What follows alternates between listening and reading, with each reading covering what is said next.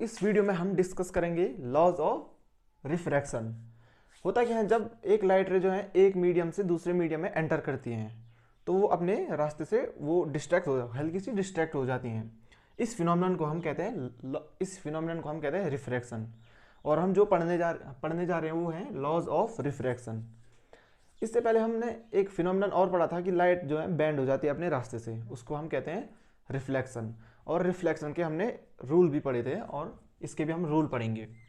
तो होता क्या है जब लाइट जो है, ये एक मीडियम है, ये एक ऊपर मीडियम है और ये दूसरा मीडियम है, ये एक मीडियम है और ये दूसरा मीडियम है, और ये एक परपेंडिकुलर ड्रॉ कर दिया हमने इंटरफेस पे इसके। तो एक जब कोई लाइट रे इस प्रकार से इस पर स्ट्राइक होती हैं तो वो अपने रास्ते से बैंड हो जाती है, हल्की सी दूसरे मीडियम में जाने पर हल्की सी बैंड हो जाती है। तो इस फिनोमेनन को कहते हैं हम रिफ्रैक्शन। और ये हो गया एंगल ऑफ इंसिडेंस, और ये हो गया एंगल ऑफ रिफ्रैक्शन सॉरी, इसको हम कहते हैं रिफ्रैक्शन। इस फिनोमेनन को रिफ्रैक्शन। और ये फिनोमेनन क्यों होता है उसके हम लॉज देखेंगे आज। तो शुरू करते हैं हम इनको। तो इसका पहला लॉ ये होता है कि इसका ये हो गया, यहाँ पे एक पॉइंट होता है, जैसे रिफ्लेक्शन का हमने पहला लॉ पढ़ा था कि angle of incidence, angle of reflection और point normal at the point of incidence all lie in a same plane. इसका भी सेम पहला रूल सेम होता है। ये हो गया इसका पहला rule, angle of incidence and angle of refraction और normal at the point of incidence to the interface. Interface होता है जब यहाँ से एक मीडियम दूसरे मीडियम को अलग करता है, उसको हम कहते हैं इंटरफेस। तो ये all lie in a same plane, angle of incidence, angle of refraction and normal at the point of incidence all lie in a same plane. ये हो गया इसका पहला रूल, लॉज ऑफ रिफ्रैक्शन का पहला लॉ हो गया ये। अब जो है सेम प्लेन होता क्या है, पहले भी हमने देख चुके हैं हम। सेम प्लेन ये होता है कि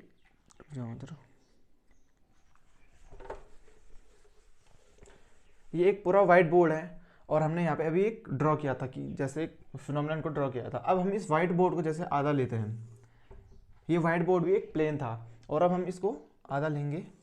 ये लेट सपोज ये हमने वाइट बोर्ड का आधा कर दिया है और ये एक प्लेन हो गया, इस पर हम रिफ्लेक्शन को शो करेंगे।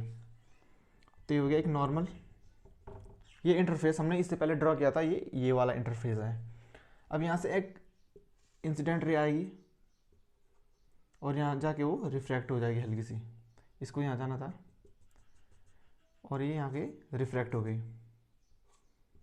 तो ये एक प्लेन पे हो रहा है, ये है एक प्लेन, ये इस प्लेन पे हो रहा है, ये फिनोमेनन इस प्लेन पे हो रहा है, तो इसको कहते हैं all lie in a same plane. ऐसा तो नहीं हो रहा है कि ये ऐसा आ गया और यहाँ से बाहर चली गई, प्लेन से बाहर तो नहीं गई, एक ही प्लेन में है, तो इसको कहते हैं all lie in a same plane.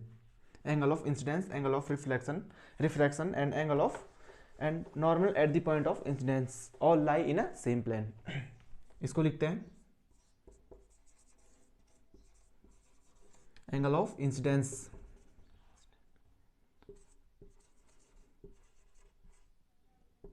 Angle of incidence and angle of refraction,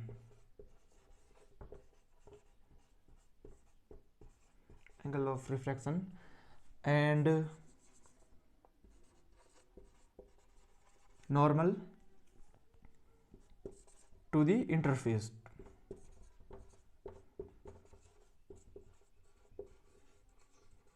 interface जो हमने ये ड्रॉ किया था और इसके ऊपर लाइट मीडियम दूसरा था, इसके नीचे मीडियम दूसरा था, तो जो दो मीडियम्स को अलग करता है उसको हम कहते हैं इंटरफेस। तो ये normal to the interface at the point of incidence, at the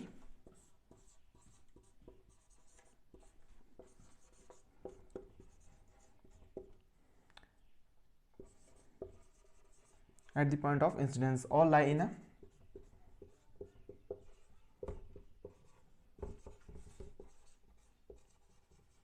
same plane।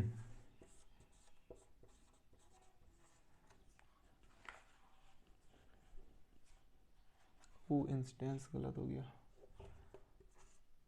All lie in a same plane. ये हो गया एक रूल नंबर 1 हो गया ये रिफ्रैक्शन का।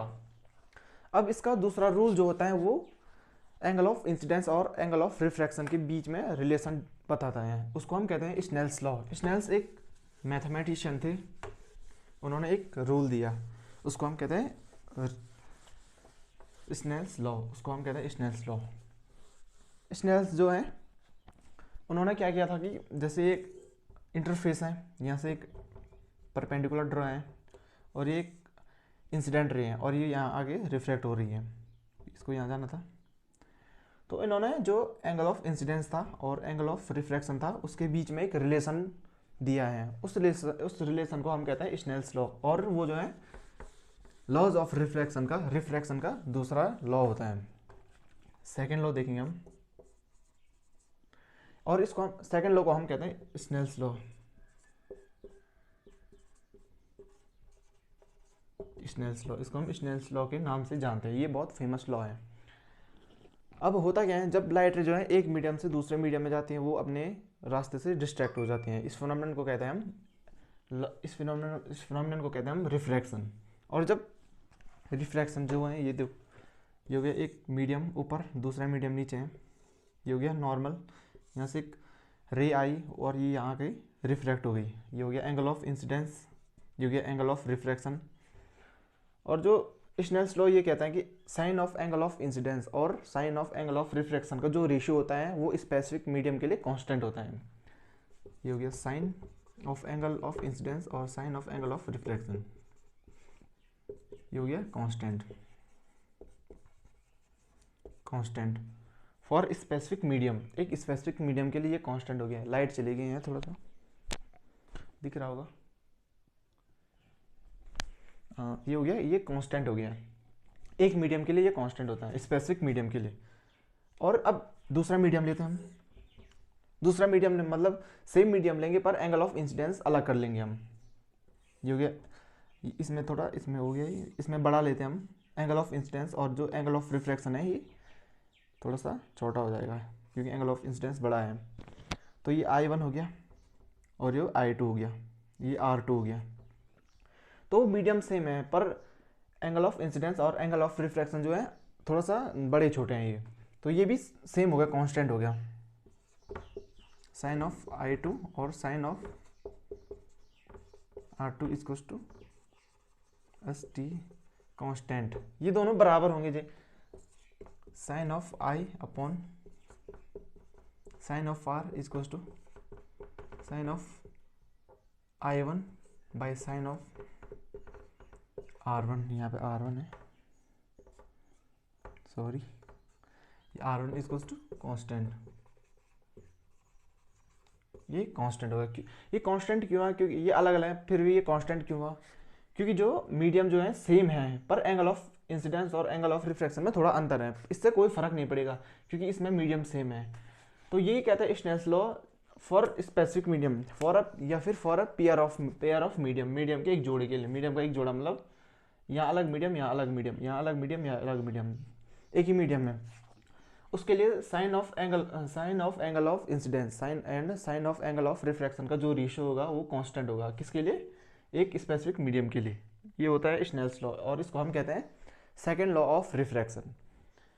अब आपने ये भी पढ़ा होगा कि स्नेल्स लॉ सिर्फ इतना ही होता है, इसको हम लॉज ऑफ रिफ्रैक्शन का दूसरा लॉ भी कहते हैं, बस इतना ही होता है ये। और आपने आगे पढ़ा होगा sine of angle of incidence और sine of angle of refraction को जो रेशियो होता है उसको हम आपने जो रिफ्रैक्टिव इंडेक्स पढ़ा होगा, आई रिफ्रैक्टिव इंडेक्स। तो जो ये होता है इसका फर्दर डेरिवेशन होता है, आगे का डेरिवेशन मतलब अलग डेरिवेशन होता है इससे, इसको हम अगले लेक्चर में देखेंगे। फिलहाल आज के लिए इतना ही। लॉज ऑफ रिफ्रैक्शन आज के लिए इतना ही, इसको हम अगले उसमें देखेंगे। और स्नेल्स लॉ सिर्फ इतना ही होता है, इससे ये स्नेल्स लॉ का वो नहीं है, स्नेल्स लॉ सिर्फ यही है, कांस्टेंट होता है। और ये रिफ्रैक्टिव इंडेक्स जो है, रिफ्रैक्टिव इंडेक्स वाले हम लेक्चर में पढ़ेंगे। आज के लिए सिर्फ इतना ही, ये होता है सिर्फ स्नेल्स लॉ।